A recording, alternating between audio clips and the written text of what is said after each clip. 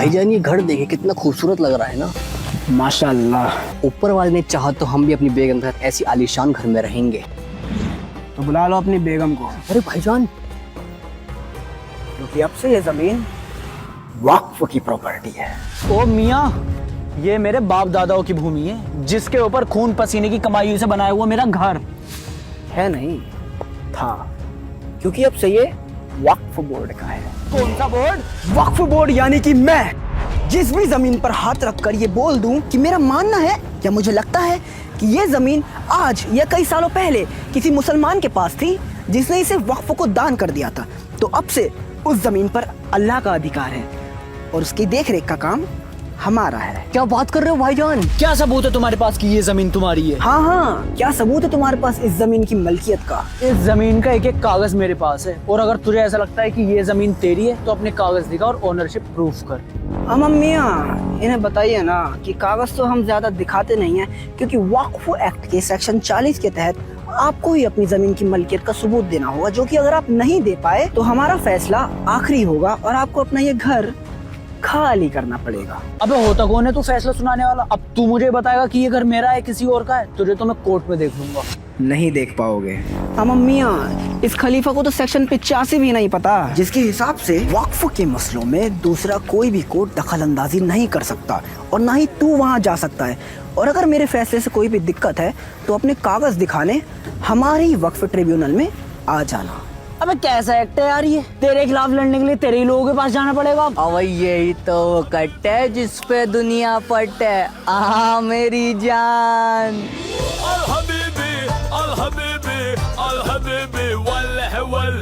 भाईजान एक तो हो गया, पर बाकी बेगमों के लिए और कुछ तलाश करें।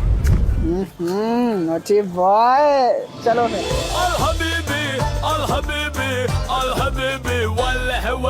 अब तो हम माला माल हो गए भाईजान, अब तो बस बेगमों का आराम फरमाना है।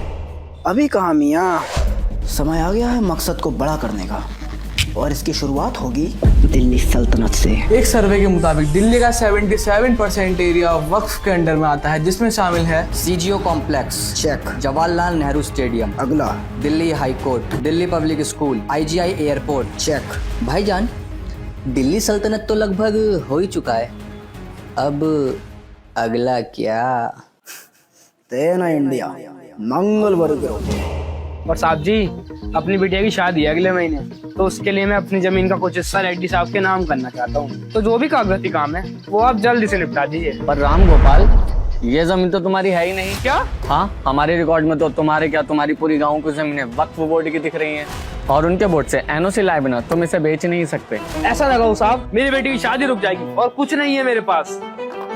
तो देखा आपने कैसे इस गांव के लोगों को पता चला कि इनका पूरा का पूरा गांव ही वक्फ बोर्ड के अंदर आता है, वो भी बिना किसी ठोस सबूत के। ऐसा ये किस बिहार में हुआ है जहां पूरे गांव पर वक्फ ने कब्जा कर लिया और 30 दिन में उन्हें उन्हीं का घर खाली करने की धमकी दे रहे हैं। आज की ताजा खबर में जाकिर नाइक का बड़ा बयान कहा, अंबानी का घर भी वक्फ की प्रॉपर्टी पर बना हुआ है। पिछले 10 सालों में वक्फ की प्रॉपर्टीज डबल हो चुकी है, आंकड़े आपके सामने है। एआईयूडीए चीफ बदरुद्दीन अजमल का बड़ा बयान कहा, पार्लियामेंट भी वक्फ की जमीन पर बना है। भारत में रेलवे और आर्मी के आज वक्फ बोर्ड के पास सबसे ज्यादा जमीनें हैं। अबे ओ मुतवल्ली, तेरी कयामत आने वाली है, क्योंकि तेरे वक्फ का वक्त ना खत्म होने को आ रहा है। सरकार एक नया बिल ला रही है जिसमें तुझे अपनी सारी प्रॉपर्टी के कागज दिखाने पड़ेंगे, वरना सरकार उसे छीन लेगी। जबान संभाल कर बोल मियां, अगर ऐसा हुआ तो यूपी में हमारे पास 1,21,000 जमीनें हैं, जिसमें से 1,12,000 के कोई कागज नहीं है हमारे पास, और तेलंगाना में 33,000 में से 90% जमीनें बिना कागज की हैं। तो इसका मतलब तुझे उन सबकी लूटी हुई जमीनें वापस लौटानी पड़ेंगी। एक बार जो जमीन वक्फ की हो गई तो कयामत के दिन तक वो वक्फ ही रहेगी। यही हमारा उसूल है। अपने उसूल की बत्ती बना के दीपक जला ले, क्योंकि इस बिल के एक्ट बनने के बाद चाचा नेहरू की दी गई तेरी सारी असीमित शक्तियों पर लगाम लगा दी जाएगी।